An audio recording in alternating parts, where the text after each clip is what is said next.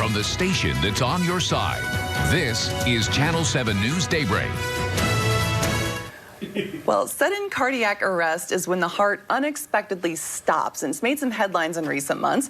Heart attacks, though, and cardiac arrest are becoming more common in younger adults, and here to help us explain the difference is Baptist Health cardiologist Dr. Scott Davis. Good morning. Welcome. How are you? I'm good. Good to see you. So there is a difference between heart attacks and sudden cardiac death. Sudden Right. cardiac All right. death, Let's yes. begin by talking about a basic overview of how the heart works. Okay. I tell patients all the time, heart, same size as your fist, sits right here in your chest below your breastbone. It's a fancy pump. And the two components of the heart that work to affect how well it pumps, the horsepower, gas to the motor, so the circulation to the heart, and then the electrical system, the spark plug piece. Okay. Now, they're both connected.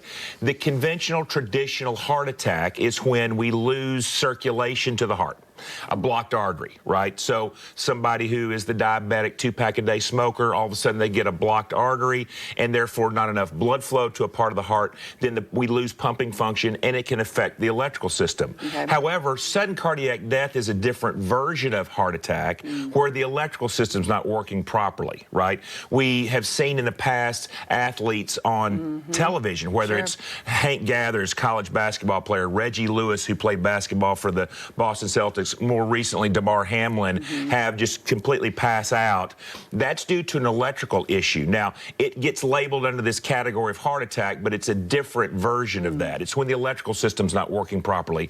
And it's usually a scenario where the rhythm is not one where the pistons squeeze, the heart pumps. It's called ventricular tachycardia or ventricular fibrillation. And so this is a different type of heart attack. It's treated by our electrophysiology colleagues in our cardiology world, and it is also the reason why we've had this big push for these AEDs that are in grocery stores and shopping malls, these automatic external defibrillators, which, you know, when somebody does pass out and we start CPR, then these AEDs then can be placed on the chest, they can interpret the rhythm and then supply a shock to get the heart rhythm back in normal. So sudden cardiac death has different risks than what we would traditionally view as, you know, it's not necessarily the diabetic or the person that had the family member that had the heart attack when they're 52.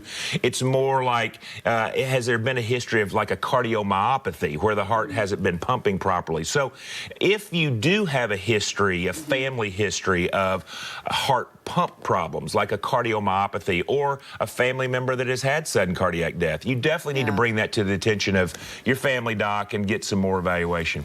Well, very good. Can you briefly explain what some of those symptoms are? We got a couple of seconds. Yeah, so the symptoms can often parallel what you would view. You know, it can be chest discomfort, it can be shortness of breath, but then folks that will have rhythm problems that may be short-lived, they can have like really pronounced lightheadedness, pass out. And so any symptoms where you have felt like, you know, I tell people all the time, you know, there's a laundry list of reasons why you might pass out, but it's never normal. From the cardiac side of the table, though, we really want to dig into making sure you don't have a rhythm problem. We have certain rhythm monitors that you can wear that go beyond, say, your Apple Watch to make sure that you're not having a rhythm issue like ventricular fibrillation or ventricular tachycardia.